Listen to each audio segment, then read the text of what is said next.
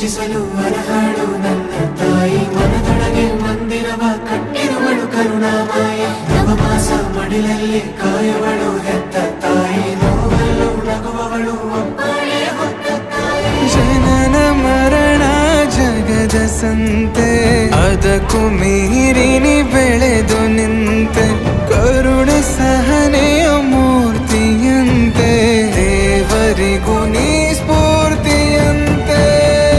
ಅದೃಷ್ಟವು ನನ್ನ ಪಾಲಿಗೆ, ನಿನ್ನ ಕಂದನು ನಾನಾಗಿ ಹೇ